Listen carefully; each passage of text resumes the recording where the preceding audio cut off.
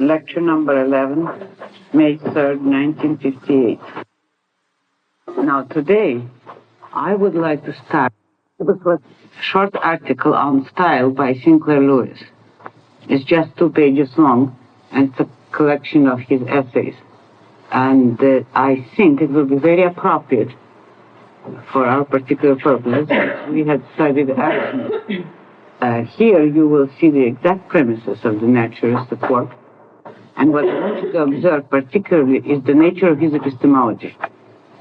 And try to observe whether he agrees with what I've been telling you about style or not. And try to see the meaning, both literarily and philosophically, of what he says. I suspect that no confident and adequately trained writer ever, after his apprenticeship, uses the word style in regard to his own work. If he did, he would become so self-conscious that he would be quite unable to write. He may, if I myself am normal, he certainly does consider specific problems of style. He may say, that sentence hasn't the right swing, or that speech is too highfalutin for a plain chap like this character, or that sentence is banal, got it from that idiotic editorial I was reading yesterday. The generic concept of style as something apart from, distinguishable from the matter, the thought, the story, does not come to his mind. He writes as God lets him write. He writes as he is good enough, as Tilden plays tennis or as Dempsey fights, which is to say, he throws himself into it with never a moment of the dilettante sitting back and watching himself perform. This whole question of style versus matter, of elegant style versus vulgar, of simplicity versus embroidering, is as metaphysical and vain as the outmoded, and I suspect the word outmoded is a signal of bad style, discussion of body and soul and mind. Of such metaphysics we have had enough. Today, east and north of Kansas City, Kansas, we do not ride in such fantasies. We cannot see that there is any distinction between soul and mind. And we believe that we know that with a sick soul, mind, we shall have a sick body, and that with a sick body, the mind-soul cannot be sane. And still more, we are weary of even such a clarification of that metaphysics. We do not mostly talk of body generically, but say prosaically, my liver's bad and so I feel cross. So it is with that outworn conception called style. Style is the manner in which a person expresses what he feels. It is dependent on 2 things, his ability to feel and his possession, through reading or conversation, of a vocabulary adequate to express his feelings. Without adequate feeling, which is a quality not to be learned in schools, and without vocabulary, which is a treasure less to be derived from interior instruction than from the inexplicable qualities of memory and good taste, he will have no style. There is probably more nonsense written regarding the anatomy of style than even the anatomies of virtue, sound government, and love. Instruction in style, like instruction in every other aspect of education, cannot be given to anyone who does not intrinsically know it at the beginning. This is good style. John Smith meets James Brown on Main Street, Sauk Center, Minnesota, and remarks, "Mornin', nice day." It is not merely good style, it is perfect. Were he to say, "Hey, yous," or were he to say, "My dear neighbor, it refreshes the soul to encounter you this beatific mornin', whence from yon hill the early sun its beams displays," he would equally have bad style. And this is good style. In the Principles and Practice of Medicine by Osler and Lecrae it stands, quote, "Apart from dysentery of the Shiga type, the amoebic and terminal forms, there is a variety of ulcerative colitis, sometimes of great severity, not uncommon in England and the United States." End quote. And this to come is also good style, no better than the preceding and no worse, since each of them completely expresses its thought. Quote, "A savage place, as holy and enchanted as e'er beneath a waning moon, was haunted by woman wailing for her demon lover." End quote. That I should write ever as absolutely as Coleridge or Osler and Lecrae or Jack Smith at ease with Jim Brown seems to me improbable, but at least I hope that, like them, I shall ever be so absorbed in what I have to say that I shall, like them, write without for one moment stopping to say, is this good style? Now, eloquent? It illustrates one of the points of my article that there's a great deal of factory. In English. I said it illustrates one of the points of the article that there's a great deal of trash. Written about that. Unfortunately, yes. But this isn't our trash. No, and that's what makes it worse. In essence, if he says that the purpose of style is to express exactly what you want to say, if he calls good style that which expresses the right thought appropriately, then of course he's right. That is what we are saying. And if he says that no one must self-consciously aim at a style, that also is correct. And that is one of the first things I told you, that you cannot achieve a style by transit conscious selection. But what I want to call your attention to is, in effect, an exercise in epistemology, wider than just literary epistemology, but affecting literary epistemology also. They observe the kind of facts that he is stating and observe the conclusions he is drawing from them. Did you have a question, John? No. Oh, I thought you were raising your hand a moment ago. No, well, that was much earlier before you started speaking. I just had an observation, but you're starting, and you can make them. All right, you can comment later when I finish if you want, or if you have questions. I want to call your attention to this fact, the importance of words to a writer and anyone. And that even if, in fact, in many parts of what he said, he agrees with us in fundamentals, the kind of identification he gives it will lead to the kind of sloppy writing he himself was guilty of. It will also lead to him saying that he can't hope to write as perfectly as the medical book he quoted. He's one of the writers who had stated that he never is fully satisfied with his own work. Well, I would say that one of the reasons is the kind of identification he gives you right here about the nature of writing, where it comes from, and what kind of questions he considers inexplicable. For instance, when he's asked to write about style, and he starts saying that no writer applies the word style in regard to his own work, what does he mean by that? If you notice that first paragraph, it simply means that when a writer works, he doesn't think consciously of a style. That is very proper advice, but does that mean that a writer cannot think of style, cannot criticize or judge his own work, and cannot have standards? I mean, to say that you must not aim self-conscious at a style and worry about it while you're expressing a thought is true, but this does not mean that therefore you must never even hold in your mind the concept of style. But more than that, observe that the premise in this article, and this is what would be typical of a naturalist, is deliberately anti-metaphysical and anti-abstraction. What does he tell you? He says, he may, if I myself am normal, he certainly does, consider specific problems of style. He may say that sentence hasn't the right swing, or that speech is too highfalutin, or that sentence is banal, etc. Now he knows that the concrete, he names the questions that he says he does consider are questions pertaining to style. Why then refuse to recognize the general abstraction that unites all these problems? He, in effect, here is saying, well, I just work by rule of thumb. I somehow know when a sentence hasn't the right swing or another sentence is banal, but I must not call it style. Why not? No, he says he writes as God lets him. Now, he was not religious, so it's just a humorous line. But what does it imply? We don't know where writing comes from. You write as well as you can. And he says, you write as children play tennis or as Dempsey fight, which is to say, He throws himself into it with never a moment of the dilettante sitting back and watching himself perform.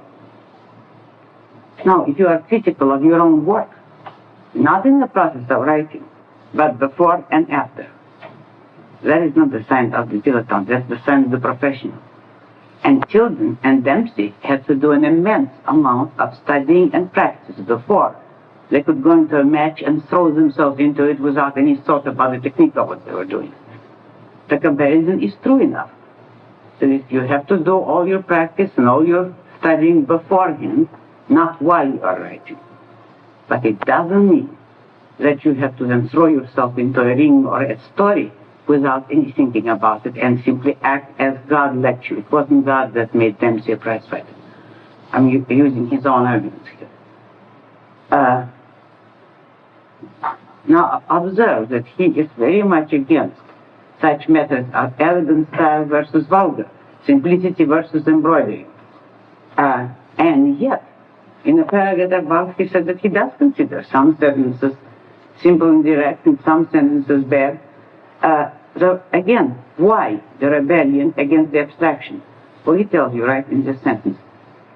It is as metaphysical and vain as the outmoded discussions of body and soul and mind.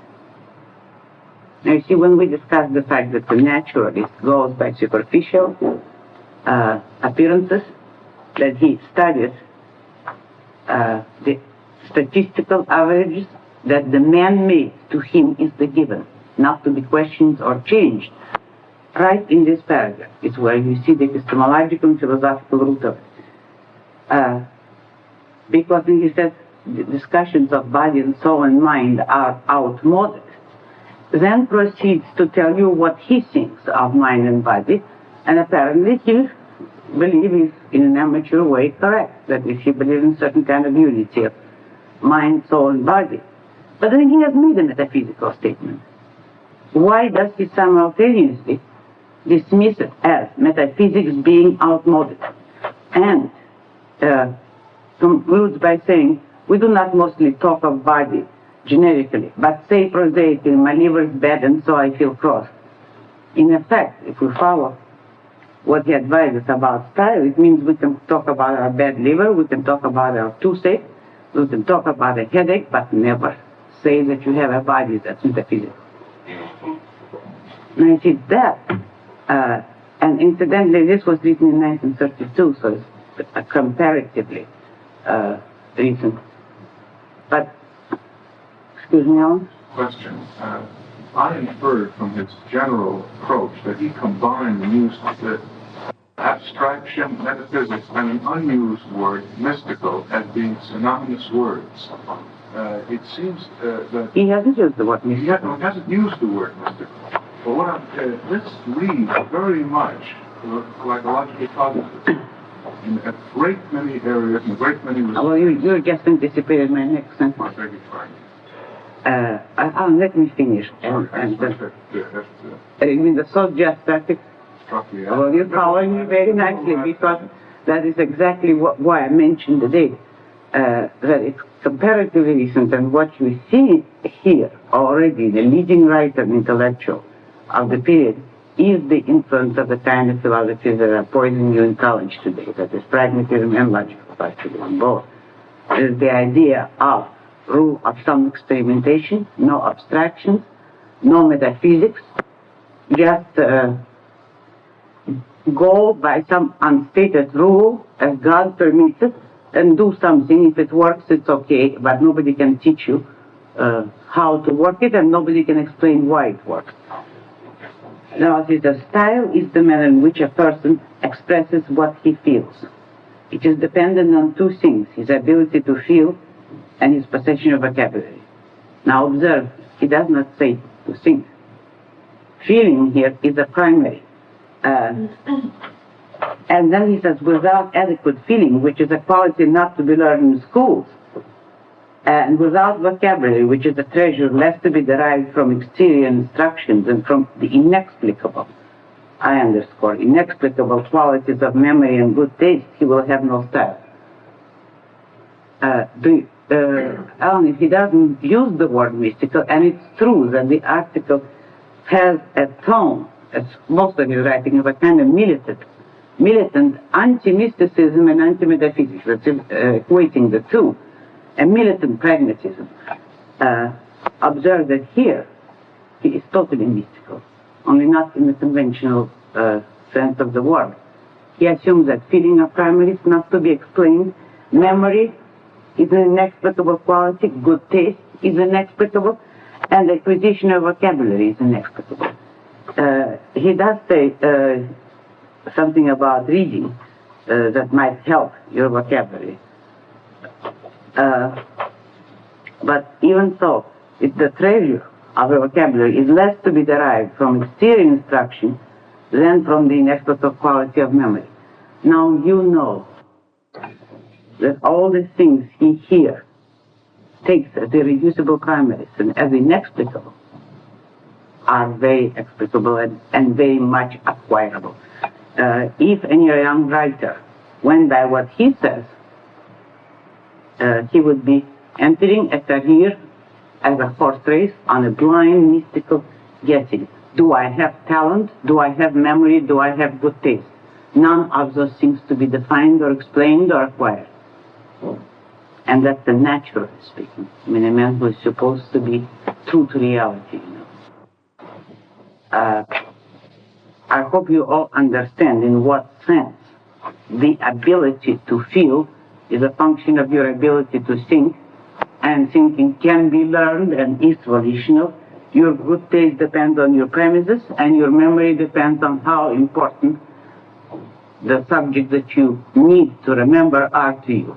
Memory is strictly a function of valuing. You always remember that which is important, and the hardest, almost impossible thing on earth is to remember something that's of no importance to you.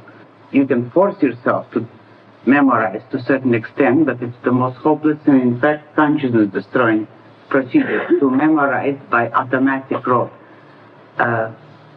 If you want a vocabulary, you will have it by the simple experience of being convinced that words are important to you, that words do have meanings, and therefore when you read or speak, you'll be paying attention to the shadings of words, and that is how you acquire vocabulary. Now, observe that instruction in style, like instruction in every other aspect of education, cannot be given to anyone who does not instinctively know it at the beginning. Again, assuming that you have innate instincts and that the base of your understanding, that is your capacity for any subject, is innate, cannot be acquired, and cannot be taught. That is the hard-boiled materialist, and that is the line in which the mystics of spirit and muscle meet.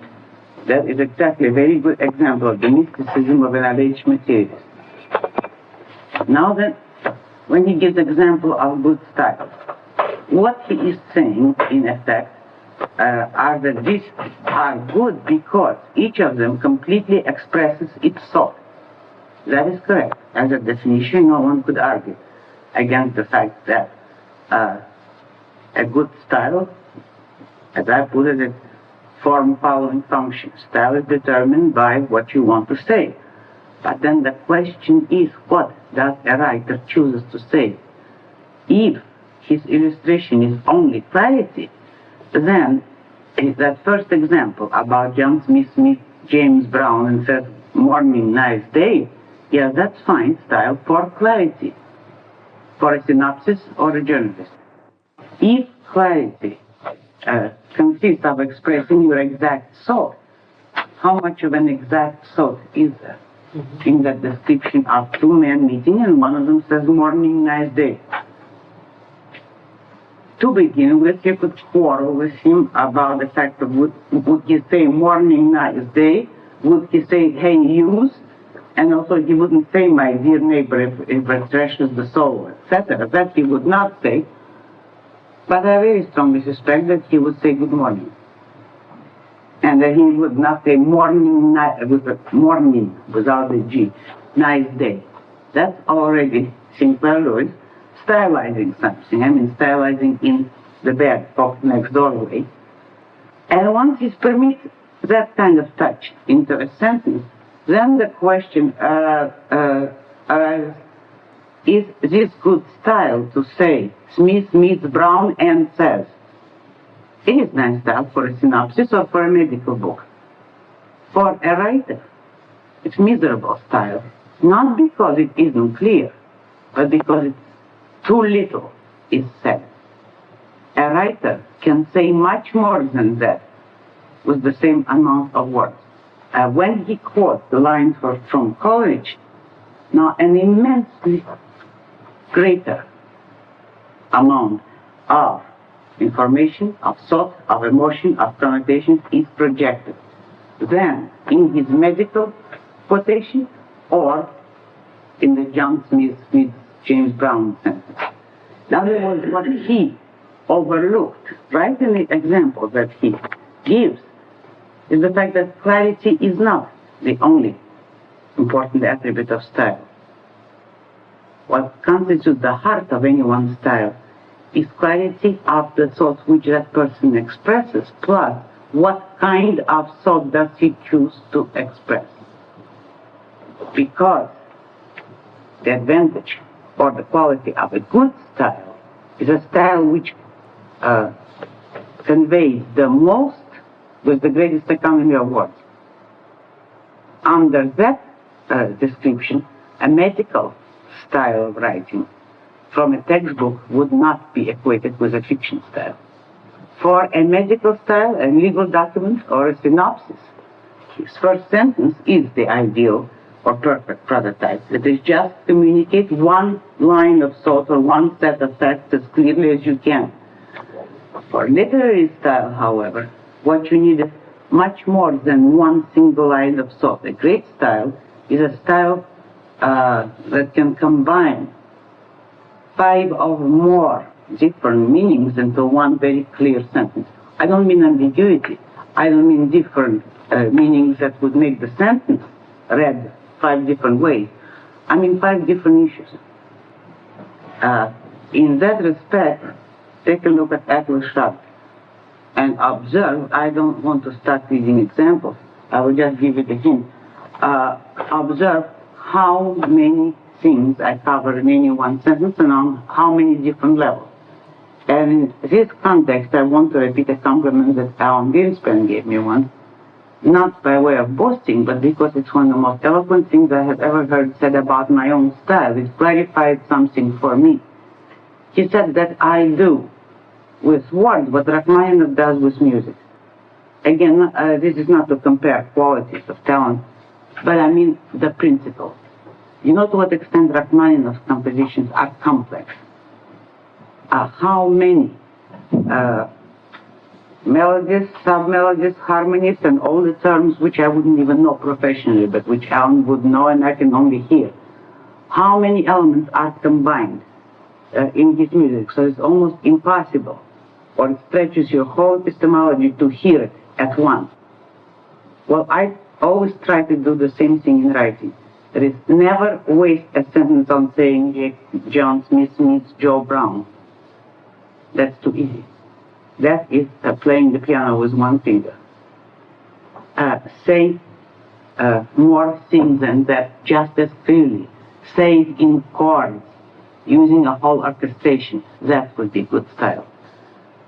Now, observe the last sentence. But at least I hope that, like them, I shall ever be so absorbed in what I have to say that I shall, like them, write without for one moment stopping to say, is this good style?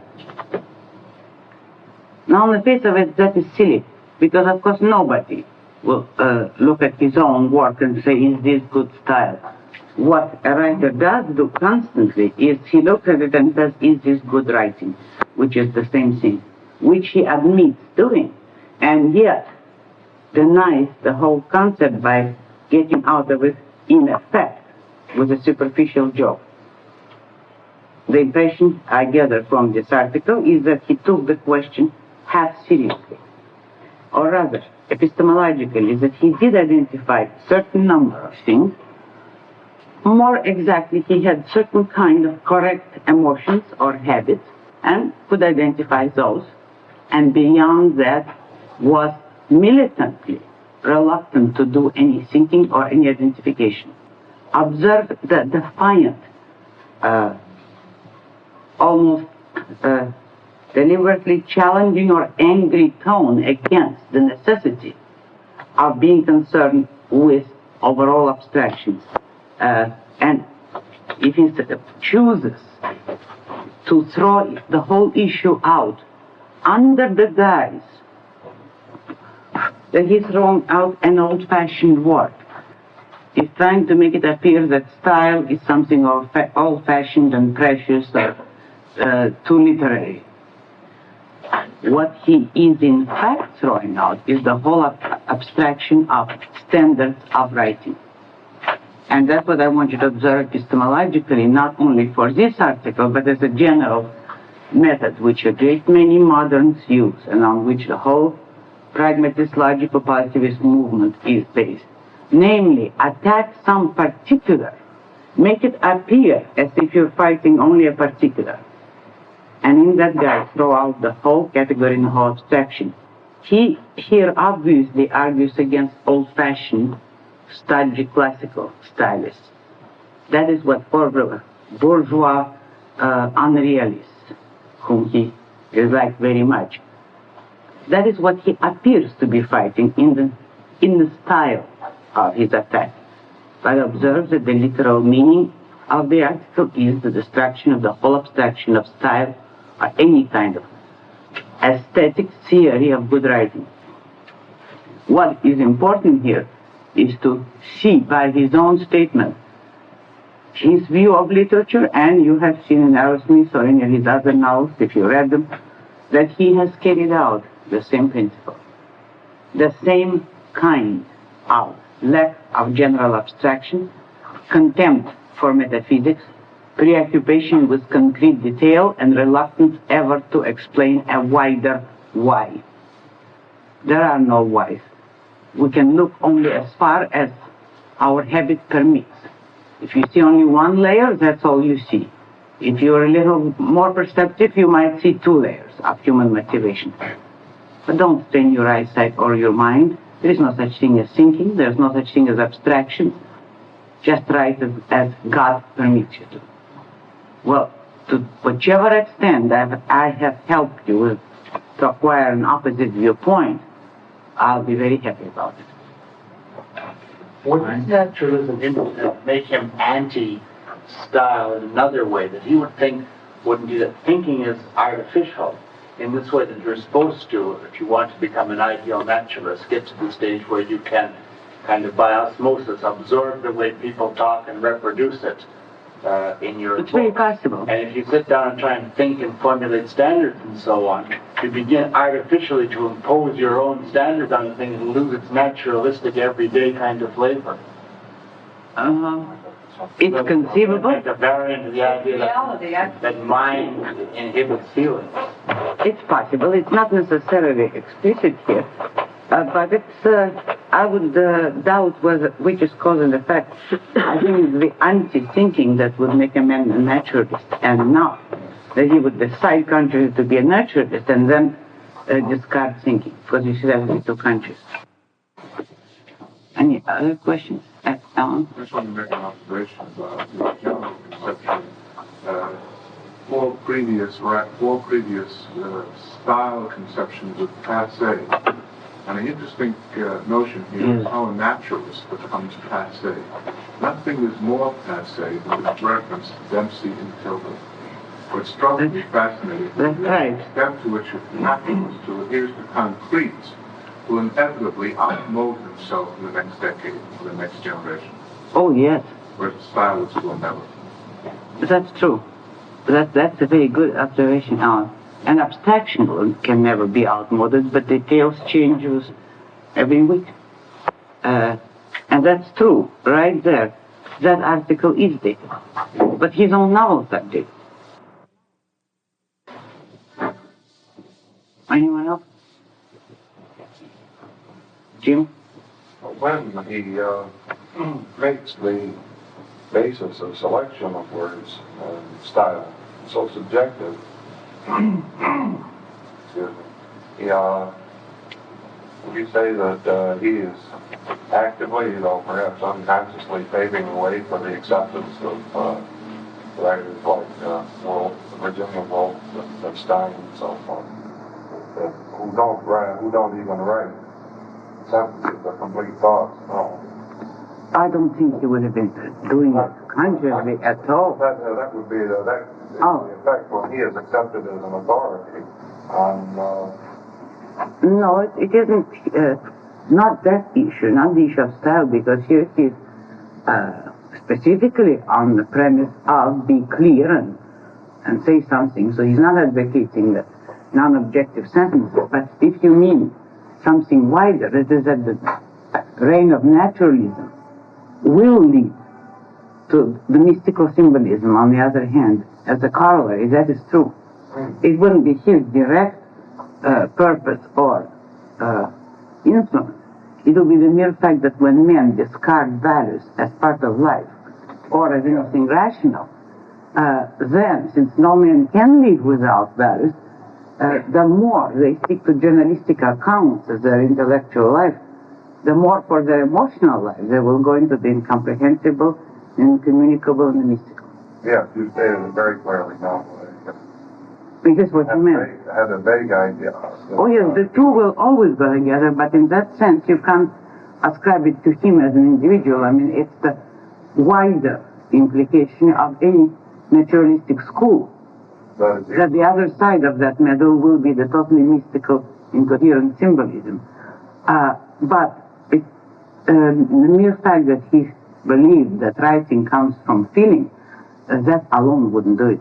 Because that, unfortunately, most writers believed of any school. That's only the result of lack of knowledge of psychology, because the psychology of those days would not have taught him anything about emotions, and in fact, all philosophers and psychologists were united on the idea of treating emotions as irreducible primaries. So in that sense, very good romantic novelists would have believed the same. What I doubt is whether they would have presented the issue that way. I can well understand a writer saying, we do not yet know where artistic inspiration comes from. That would be perfectly legitimate. But to say as assertively as a fact, it's an inexplicable issue of feelings and good taste, period. That is the mystic of muscle talking like a mystic of spirit. And the acceptance of the inexplicable that easily. It is quite simple to say we do not yet know, or I do not know.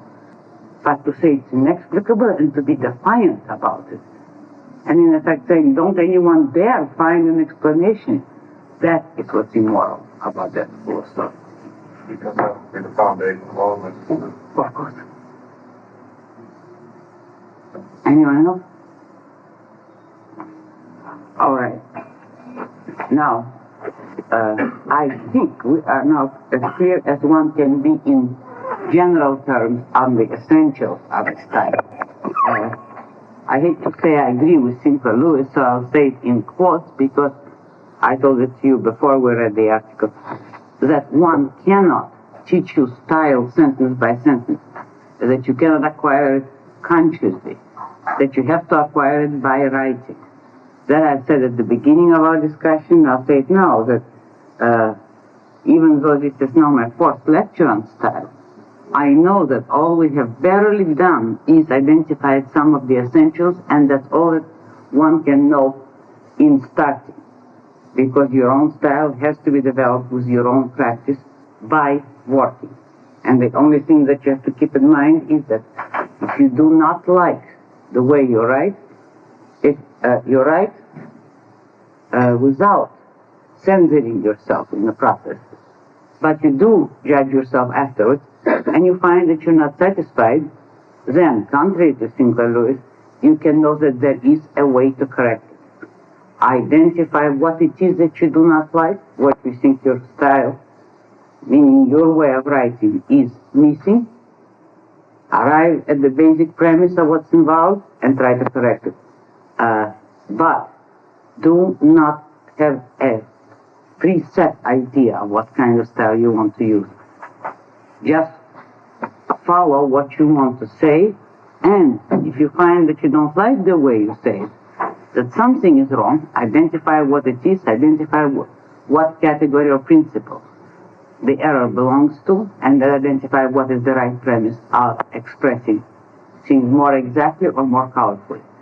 So all I can give you in this sense are the general fundamentals and the key to how to proceed in developing a style of your own. But that's about all one can define about style. The rest is up to your individual practice. Now there's a few smaller aspects that I would put under the issue of style that I want to discuss. Remember, I mentioned the issue of narrative and dialogue. Now, in a general sense, you know what the two categories are. Dialogue is the reproduction of actual words, and narrative is everything else. So the description of events, the description of nature, the he said or she said between the lines of narrative, flashbacks, the presentation of the thoughts or emotions of a person, all of that is narrative. Now, when you write dialogue, you have to remember that the style of the speech of any dialogue line will have to depend on the character who is speaking. You remember we discussed that under characterization.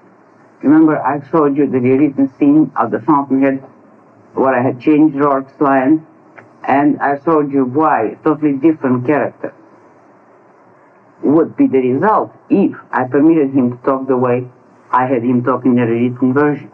It's in that sense that when you make a character talk, you have to be very sure that his dialogue is in style with his premise, with the kind of premise, the kind of character that you want to portray.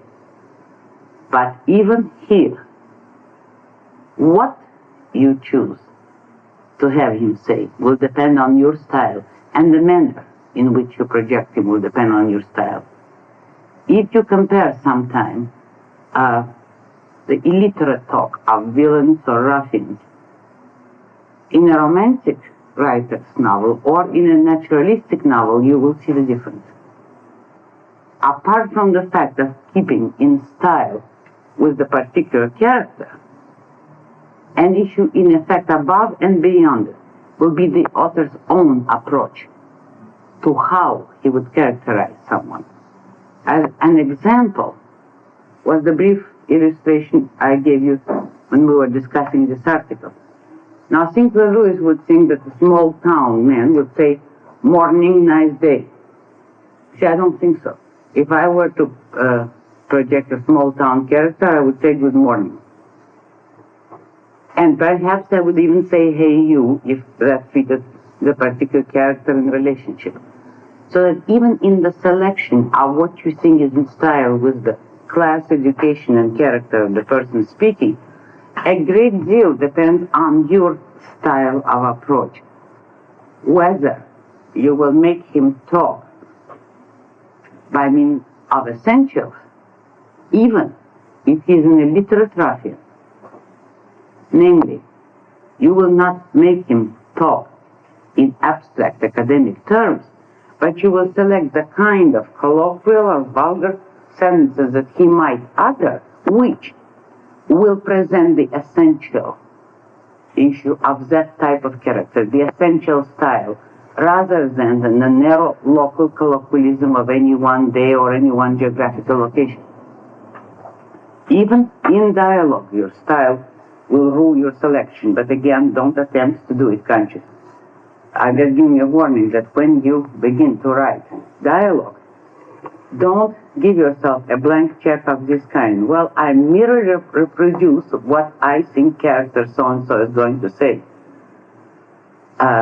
You reproduce it in a way that your literary premises dictate. And therefore, even while selecting the words for your characters according to their premises, according to their education, according to their background, even so, your own selectivity will play an immense role And do not attempt to be a romantic writer and then give your character naturalistic dialogue, and when you criticize it, say, oh, but I heard them talking at clients just like that. You have to reproduce the way women would talk at clients according to your style. You have to exercise the same kind of judgment of what to select to have people say as you do exercise it when you write narrative. Both is ruled by the same selectivity, and both will come from your own basic values and your approach to writing. By that, I hope you understand. I don't mean that you make all your characters talk in exactly the same way and talk like yourself. You do have to make them talk differently according to their particular characterization. But the overall style and selectivity of the dialogue will be yours, or has to be. Now, the other division that I had mentioned earlier is between narrative and dramatization. It's somewhat the same issue, only from somewhat different aspects. The division into narrative and dialogue is strictly technical, in the sense that narrative is everything which is not dialogue, which is not a direct quotation of a character's words. But now what I mean by narrative as opposed to dramatization is merely narrating certain events in the story rather than showing them in action. To dramatize a sequence means to show it as if it's happening before the eyes of the readers. I believe we discussed it before. I believe you're clear on what this means. Now, if it's a silent action, let's say an escape from a burning building, you might describe it in great detail and it will be only narrative without dialogue. Nevertheless, that would be dramatization if you are describing the escape as if it's happening right now. I don't mean in the present tense, but I mean in a detailed description so that the reader is in the position of an observer at the scene. Most predominantly, however, the dramatized scenes are the ones where you reproduce the actual dialogue. Now, the narrated scenes are the ones which, in effect, are synopsized for the reader. That is, you are telling, you are narrating something which has happened, but you do not let the reader be a witness. That's a perfectly legitimate device, and you could not possibly write any long story without using narrative. If a story were totally in dramatic action, that would be a play. If everything literally took place before your eyes, so that some amount of narrative is always necessary in the story. And the question that I expect you to come up against will be, when is it proper to use narrative and when to dramatize narrative? Now here there can be as many variations as there are stories, but there is one general rule. Always dramatize the important events of your story. In the balance between narrative and dramatization, it's dramatization that serves as the emphasis of your story. That which is important, the key scenes, the key events, should be presented in dramatized form. The transition material, that which you do not wish to emphasize, that which is less important to your story, that material can be presented in narrative form. To give you an example, for instance, in Atlas Shrugged, do you remember at the beginning of chapter called Account Overdrawn, where I present a montage of the progressive economic destruction of the country? I do not dramatize specific events. I just narrate. Even then, if you notice, I try to do it by giving semi-dramatization to particular details in order to make the description more colorful. But the overall passage is not dramatized. It is merely a narrative of what is happening during that winter to the whole country. Then I come to a specific date and to a specific scene, and that's the scene of Dagny at the board of directors meeting when they decide to close the John Galt line. Now that is then dramatized. the intervening or preceding months were merely narrated because there was no particular event which was important enough to focus the story on.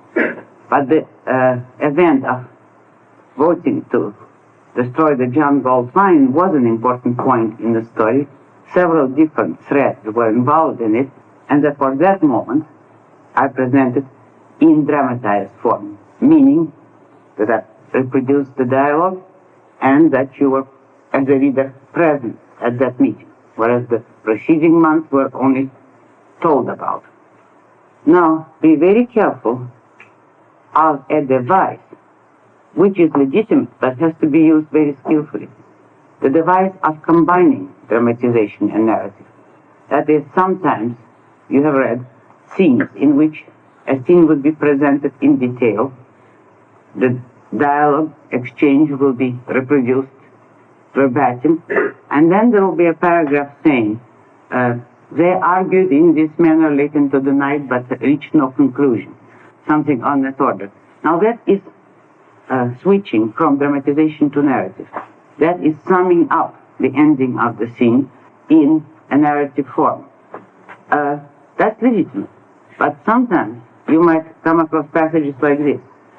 First, detailed dialogue, then you will have a switch to narrative, where the author, having reason not to reproduce all the dialogue in detail, will tell you something like, they argued in this manner. He was getting angry, she was beginning to cry.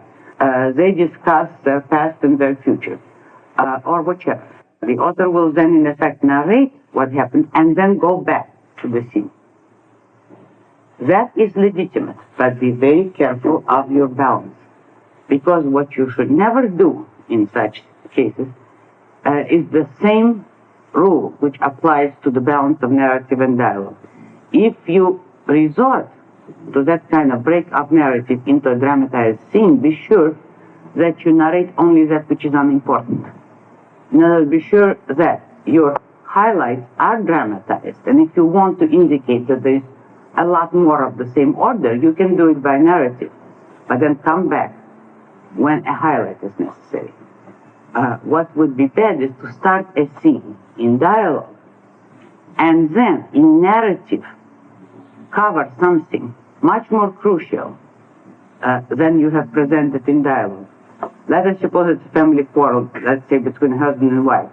First you reproduce the dialogue of the start of the quarrel, and then you say, and they argued this way into the night, and finally she declared that she will leave him. Now that would be very bad writing.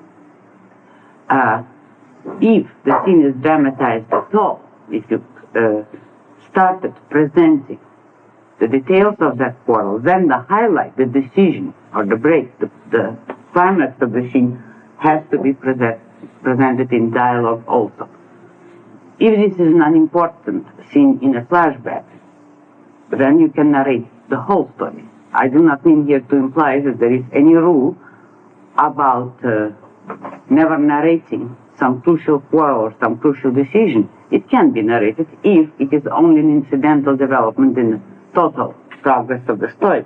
But if you have stopped on that scene at all, by stopped I mean you started dramatizing it, you brought the reader in to witness it, then do not cheat the reader of the climax of the scene. Then the important points must be dramatized and not narrated. There's another danger that I want to warn you against here. I've seen once a story by a beginner in which he wrote literally as follows. It was a scene of a father coming back home to his wife and little son after a long absence. And the narrative says the boy, his young kid of 12, I think, the boy was fascinated by the sophisticated and brilliant cosmopolitan conversation of his father. His father's come from Europe. Then he proceeds to show us the dialogue. The English sure have a wonderful way of cooking beef, said the father. Yes, said the mother, but on the other hand, I hear that the French restaurants are pretty good. Well, I wouldn't say so, answers the father.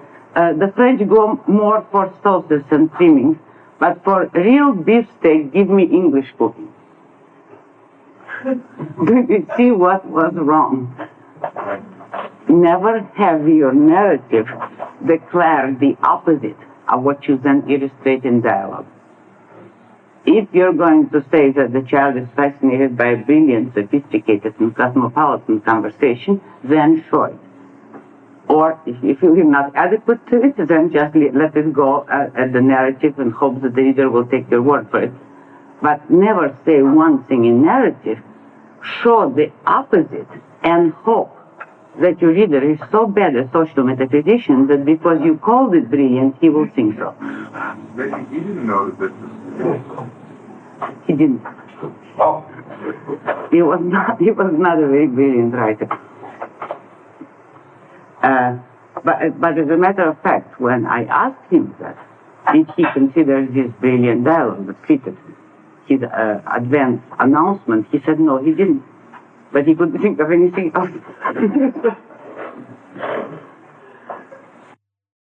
In the same category are the kind of stories which you don't see very often, but there are quite a few of them.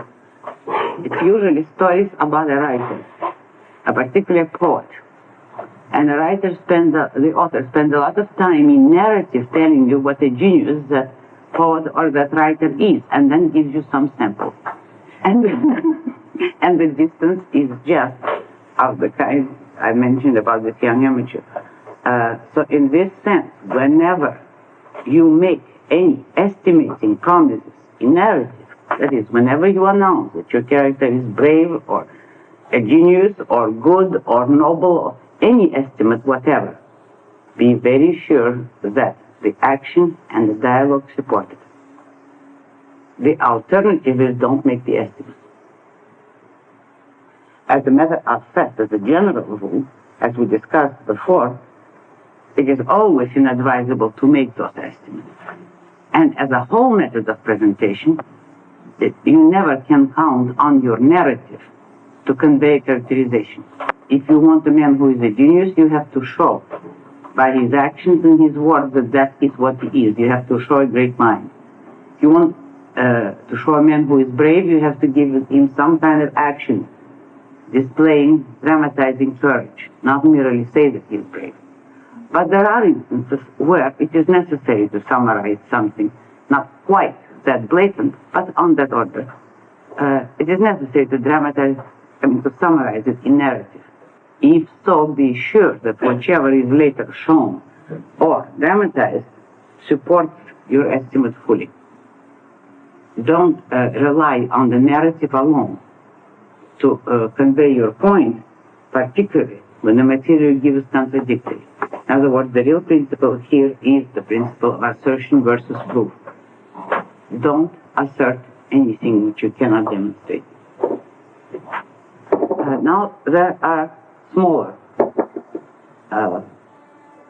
elements or questions, all pertaining to style in effect, or rather, I think style would be the general category. The kind of technical issues that many of you have asked me about, for instance, the question of exposition. Now, you know what exposition is. Exposition is the presentation of communication, of knowledge, which the reader needs to know to understand the scene that he is reading.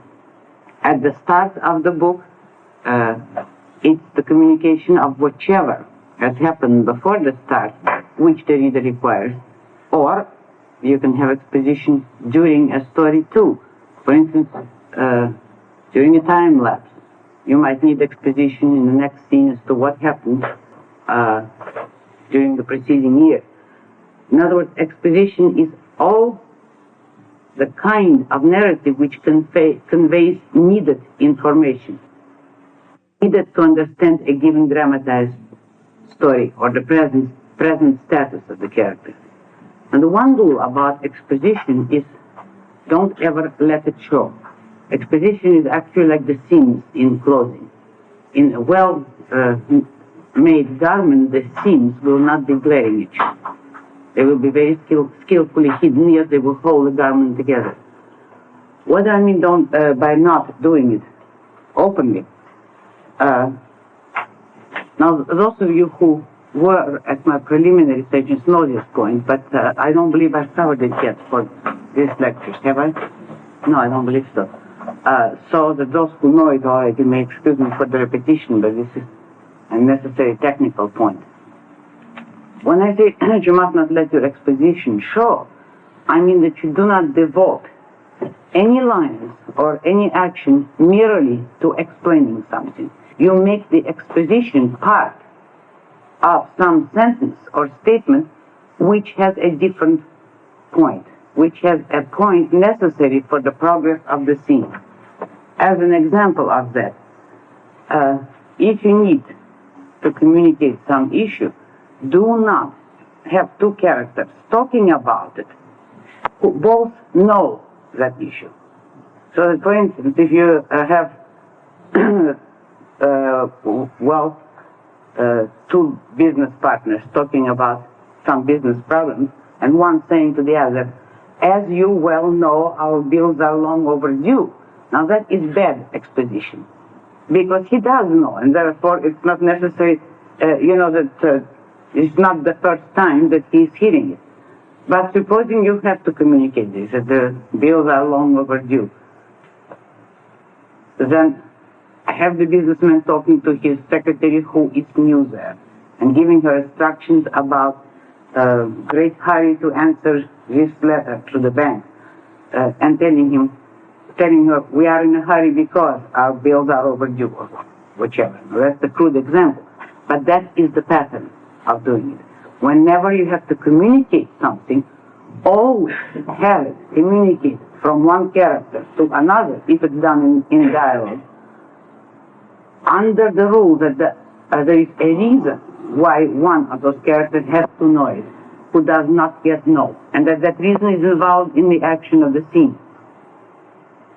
It must not be merely conversation for the purpose of discussing their bad situation. It must be part of some purpose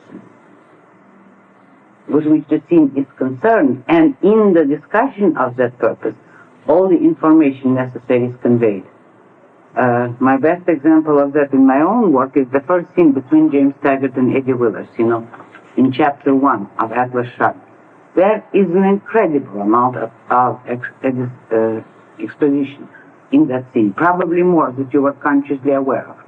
I don't want to take the time here to read it, but if you want to glance at it, you'll be surprised to see how many things you are learning about the whole situation of Taggart Transcontinental and the issue of who is Ellis Wyatt, and what is the situation with their branch line and with their rail, the characterization of Taggart, the characterization of Eddie Willers, and the attitude towards the railroad.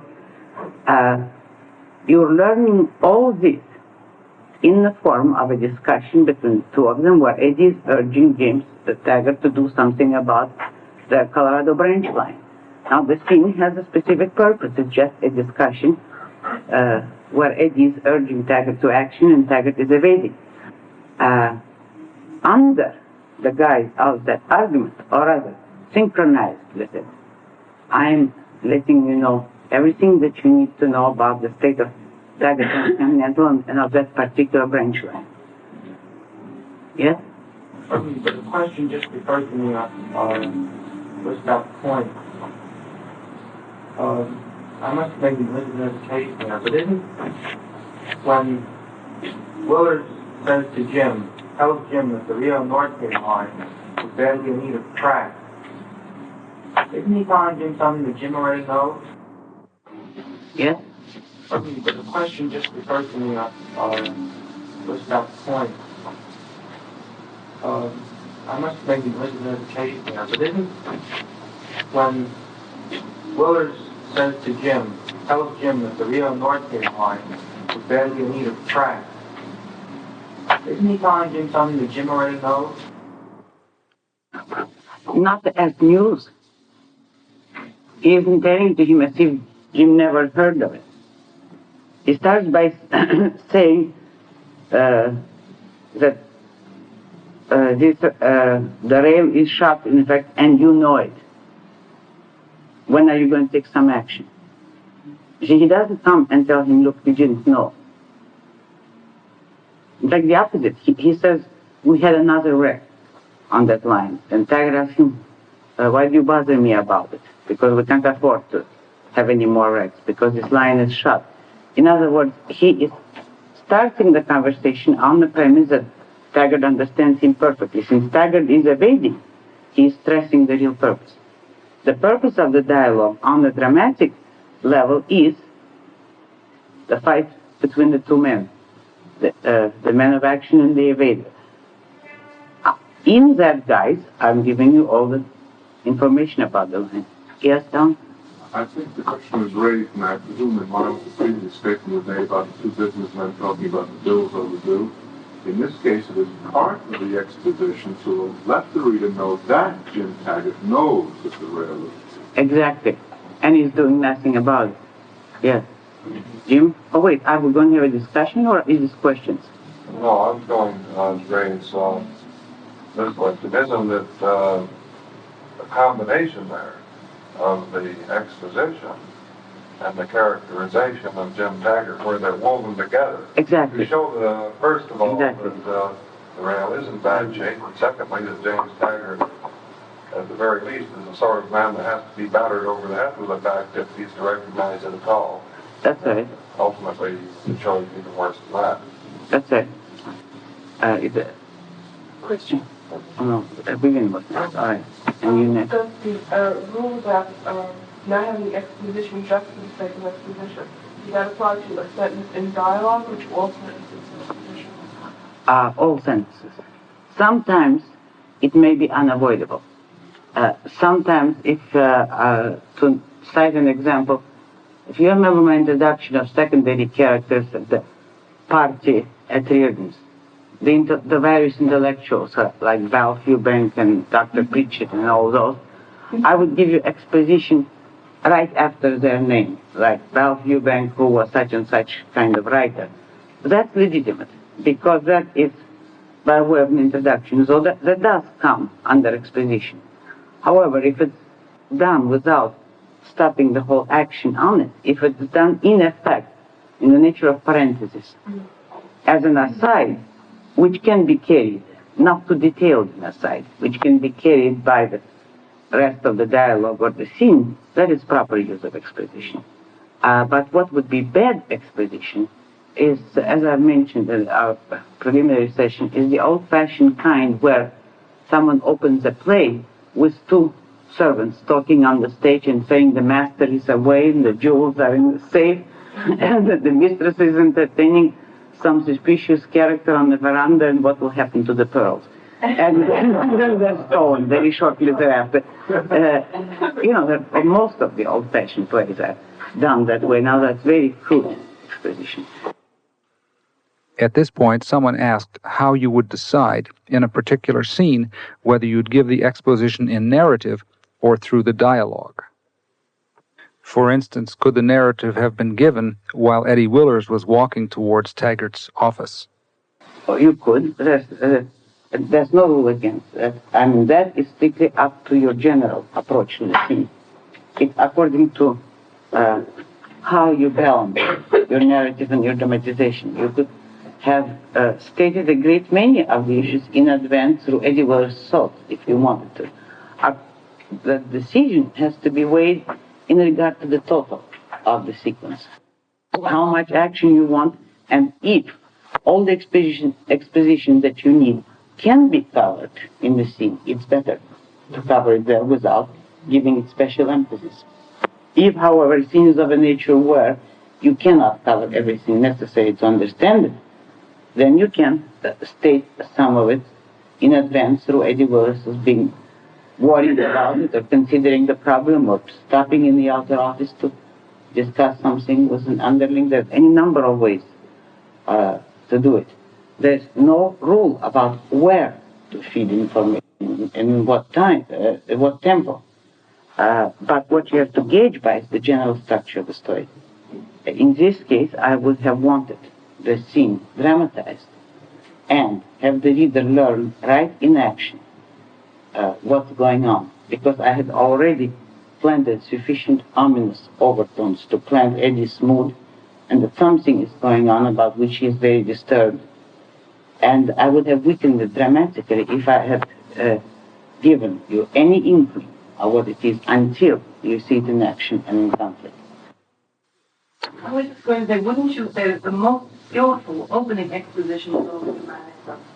Although it might perfectly well be permissible to have narrative exposition at the beginning of the story, that one is always most pleased if it comes out in a dramatic form.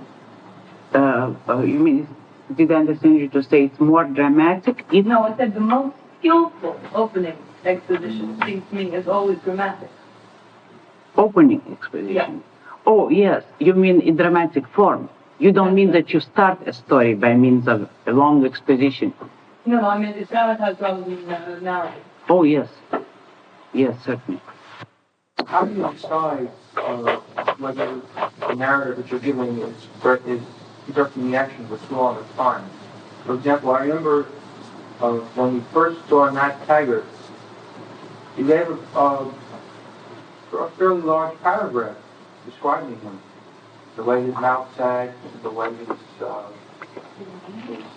suspended hair was plastered over his... Matt Taggart?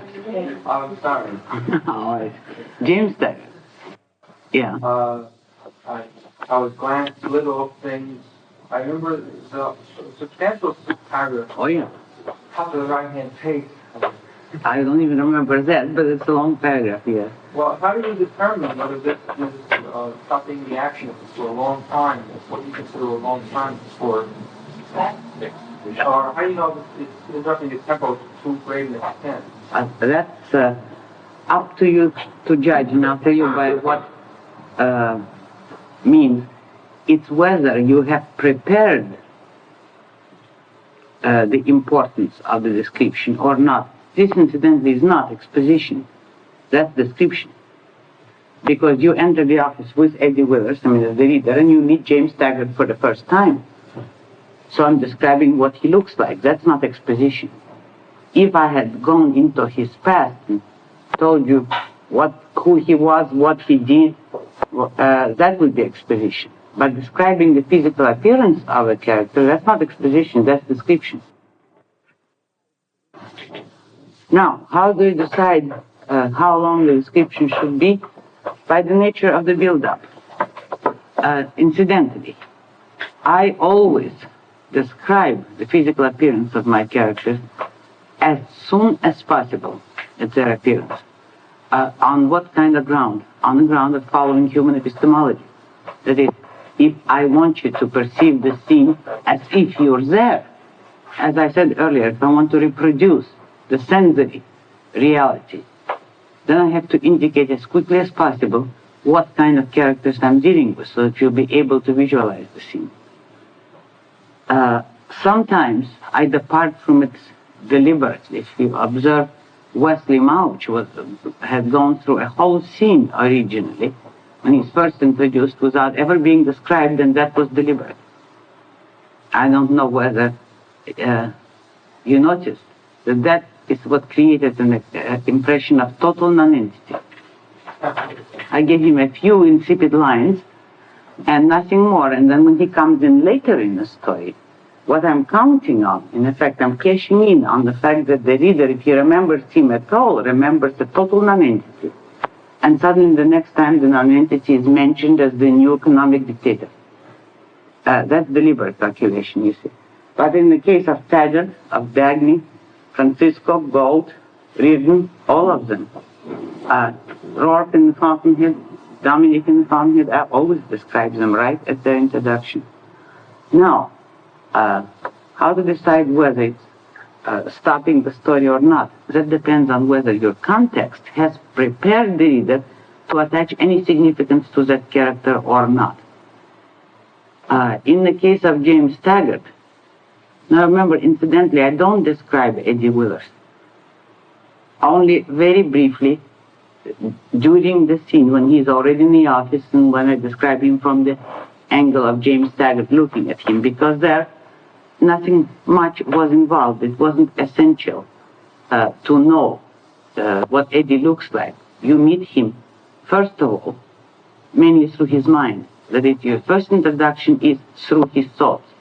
And you get an idea of the kind of character he is before I give you the appearance, because the appearance, in fact, was not too significant. But now, James Taggart's description I prepared in the following manner. You remember Eddie thinking about the oak in his childhood and how shocked he was when he discovered that the oak, in fact, was only the shell of former strength. The spirit was gone. I don't know whether you noticed or not, but I practically gave you a neon light when he comes to Taggart Transcontinental Building.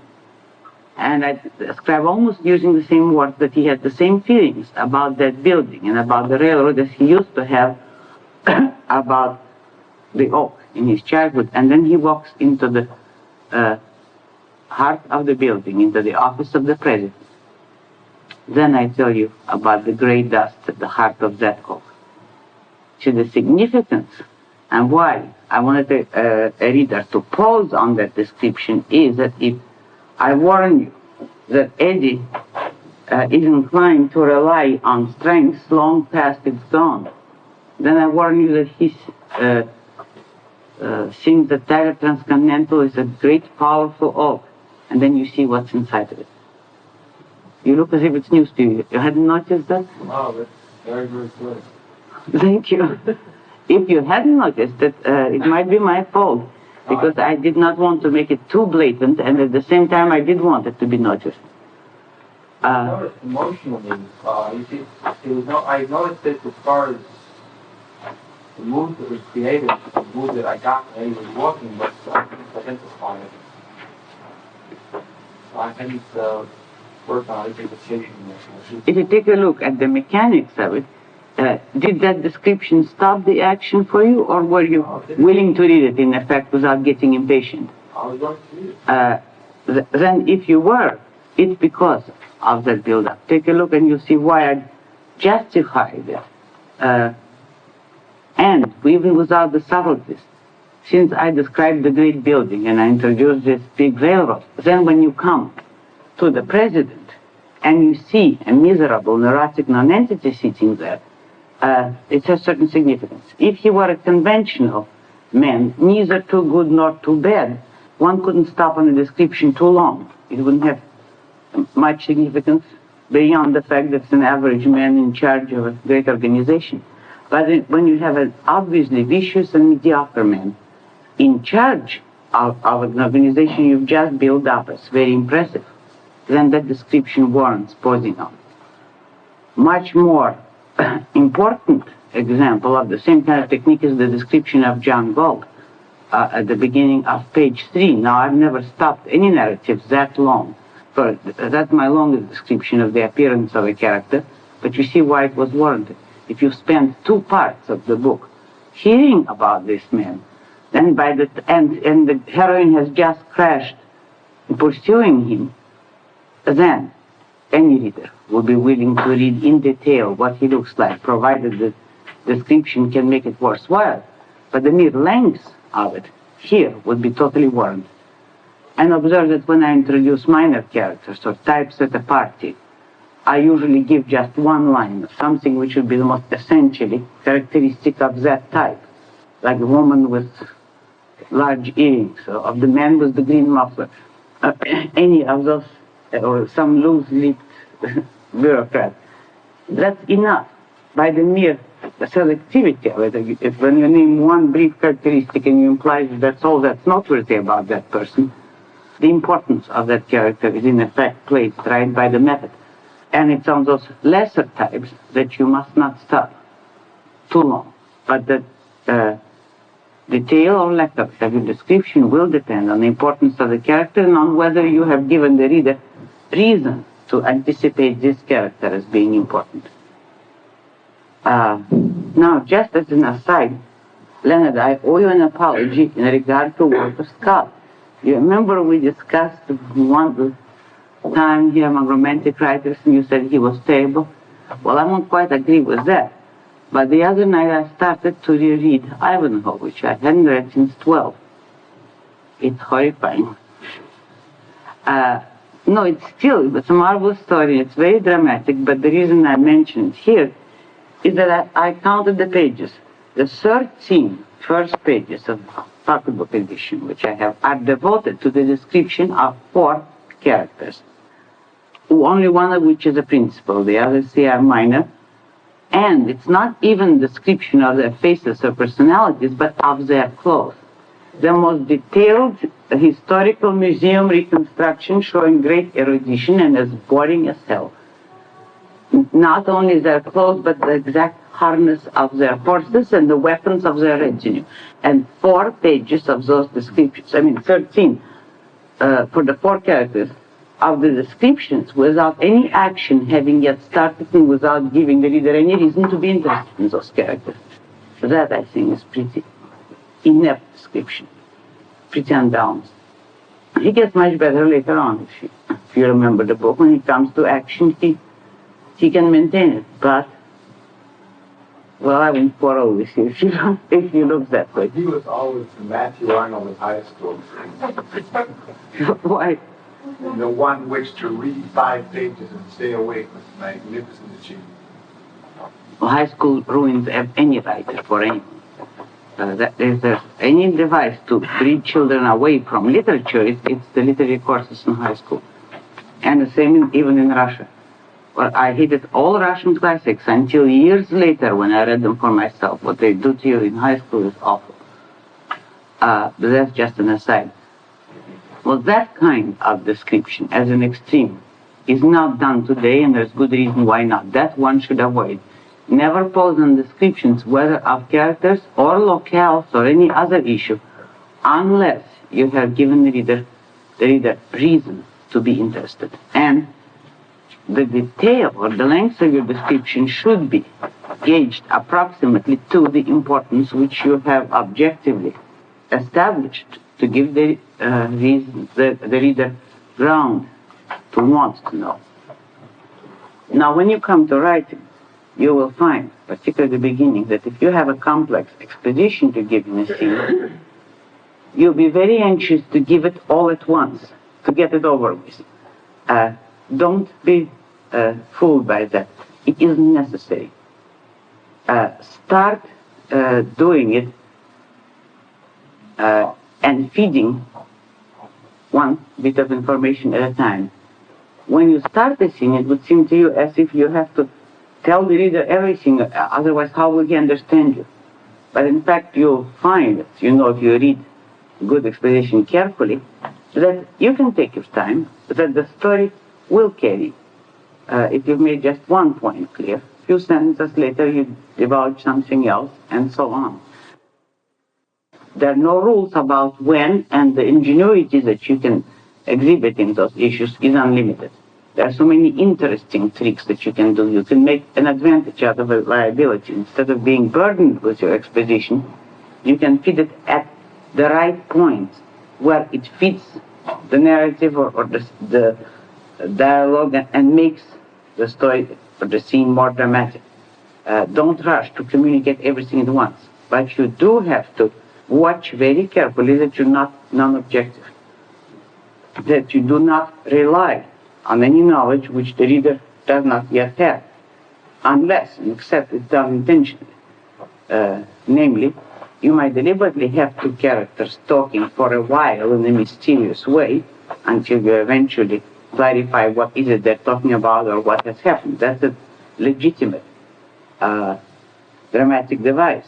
But for that device or any other form of exposition, you have to watch very objectively when you have held the mystery or withheld the information for too long.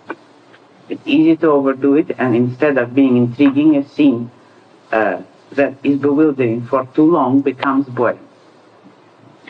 So be very careful in feeding exposition, not to withhold it for too long, but on the other hand, you don't have to get it off your chest immediately.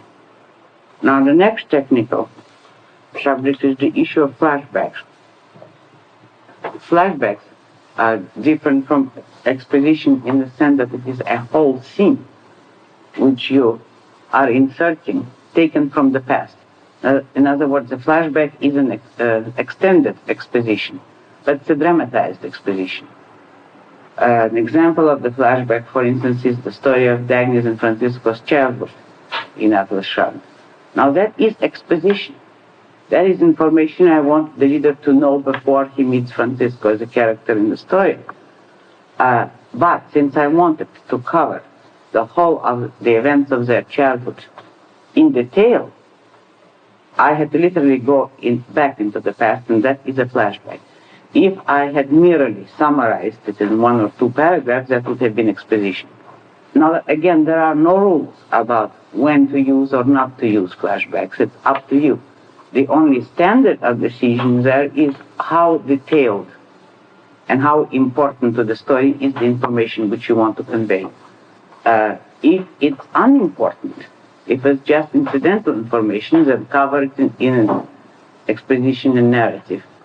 If it's something which is important to the story, if like in the case of Dagny Francisco childhood, a great many events, almost the whole of their relationship subsequently is based on the things which were started in their childhood, then it is better to go into a detailed flashback. But don't burden the story with unnecessary flashbacks. Because a flashback at the right time can be a very interesting and intriguing device. But if every few chapters you go back into a flashback, you can confuse your reader terribly. And some writers, you've probably seen, have flashbacks within flashbacks. And that's been done even in movies, and that's terribly difficult to follow. In terms of years, you see, you might start with a person in the present, let's say middle-aged person. Then you show a flashback of some scene from his youth, during which you show a flashback of some scene from his childhood that come back to the youth and then come back to the present. That's too complicated. Try to avoid things like that. Even that can be gotten away with, but it's not very advisable. Now, many of you have asked me, how does one go into a flashback? What is the transition for it? There are, in fact, no rules. You can do it very simply, the conventional, the simplest way. It's not bromidic because it's direct. It's to say he remembered the time when, whichever, or he thought of the days of his childhood. That is quite proper, but there are many more interesting ways of doing it. The only rule to remember is that you have to be very clear, not confuse your reader. You have to be clear when you go from the present to the past and when you're back in the present again. Provided you have those 2 points marked clearly, the way you go back and come and return from it is up to you. I think one of the best of my flashback transitions is the one to Francisco and Dagny's childhood. Do you remember how it's done? I have her walking to the hotel and she's thinking that she should be running.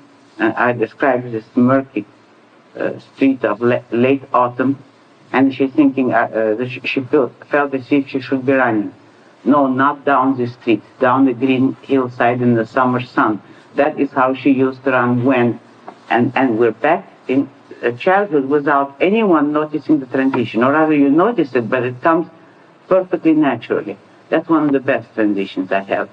But one doesn't have to necessarily be tricky about it. If the material warrants it, then it's interesting to do it that way. I see hands raised. I think Joe was first. I don't know if you have the same principle. I look at papers with Cheryl talking to Jim. I don't know if that was the same principle as with Dagny going to Francisco. But the water's filling on the table, and that you had a whole flashback there. I guess that was it. Oh, no, that's not quite the same. It's, no, because the water was used in order to bring her back. I didn't have her go into the past by means of the water spilled on the table. But I planted that spilled water for the awakening, for the coming back out of the flashback, because I had her repeat a sentence, "What do you want of me?" And she looks around her, and she's sitting at the table with Jim with the water drying on the table. What I did that for was the following technical reason. If I didn't use the water or some other device of that particular dinner, it wouldn't be clear that she's now sitting at dinner in the present, where we started the scene. It might look as if I'm describing some other scene of the past year. And I used that spilled water early in the scene in order to later mentioned as a touch which the reader would recognize as of this particular dining room at this moment, and she is back at dinner with Jim where she was before she started thinking of the past. So that's somewhat different method. But the only thing in common is this: it is a trick transition, deliberately figured out. And any trick transition which is not artificial is very good. If I may pat myself on the back for it, but I mean, as a principle, don't avoid trick transition. In fact, use them, provided they appear natural, provided you have constructed your material in such a way that it permits it. Don't have strange tricks or artificial tricks that are planted only for the purpose of the transition. For instance, the spilled water was perfectly legitimate because it served a different purpose. It served to illustrate Jim's bad temper and his violence. If it were a scene between two polite, calm, and happy people, and suddenly, just by sheer accident, he spilled the water because I later needed it for a signpost, that would be artificial. Who was next? Vivian, I think? No. Leonard? As applied to a short story, is there any rule or principle about what proportion should or shouldn't be flashback if you're going to use flashback? No rule at all. I was thinking of a particular story which I liked very much, but I wondered after I read it whether this was literarily permissible. It was a short story by Noel Coward, in which I would say was 95% flashback. It began with two characters meeting, where you knew they were going to meet, for about 5 sentences. And then the entire rest of the story was a flashback to what their relationship had been throughout the past 20 years and how they hadn't seen each other, etc. All building up to a very short scene at the end, which took place in the present. There was about 10 lines took place in the present, and the whole rest of the story was flashback. I don't know the story, but it sounded very good and very skillful. I liked it very much, and I wondered after I read it if this was legitimate. I couldn't think of any reason why not. No, perfectly legitimate. Took place in the past. Because you see, what the standard there is, what is the most effective way of focusing and dramatizing a certain story? If here I gather the significance of the meeting, what was going on before, but the final conclusion of the events of the flashback was in the final 10 lines. Now, you see, in that case, he would have selected that framework in order to focus that meeting. In other words, if he did it in straight narrative, starting in the past and then bringing them to the last meeting, it wouldn't be as effective. And I say that without knowing the story. But you see, it's a dramatic device. That is, if it's a story of events taking place over a span of years, which comes to some kind of conclusion, to a definite climax in one last meeting between those two characters, then it's a matter of focusing that fact, of focusing that meeting that is involved in this construction. First, he will focus your attention on these two people are going to meet. Then he tells you everything that happened, and by the time you come back to the present, the few lines will come much more forcefully than if you had told the story in chronological order, because the focus has been established. So the whole flashback, then he would make you wait for the return of the present, because you would assume there was some reason why he started in the present. There is something that's going to happen at the meeting of these two characters that he promised.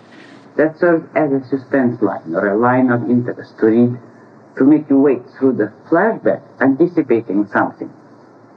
And that's a very skillful device. But observe that it does rely on the rationality of the writer and on the reader expecting that rationality. in a modern kind of writing, someone will start a story that way, never come back to the present, or by the time they come back to the present, nothing happens. And yet the suspense or the heightened interest of this kind of structure depends on the reader's unspoken and legitimate assumption that there's a reason why the author chose to construct the story that way, and that it's a significant reason, which is what keeps the reader reading, particularly if the events are mounting and promising to come to climax in the present. I know the story that's being referred to. In this particular story, it wasn't pure flashbacks. It was, he came back a couple of times to the present, that you wouldn't lose sight of the fact that this was happening in the past. Now, is this in general a good device, and for that reason?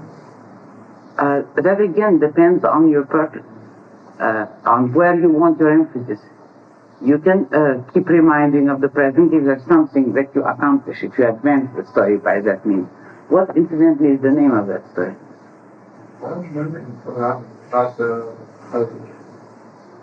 woman who has been drugged by a man in her youth, and then she had him 20 years later. Oh, you don't have to tell me the story, but what is the title of it? On that. No, it's sometimes legitimate. If you want to keep bringing a long flashback into the present, but only if you have a reason for it. Odor of Roses, wasn't it? Yeah. It was a good title. Not Odor. Sounds very interesting.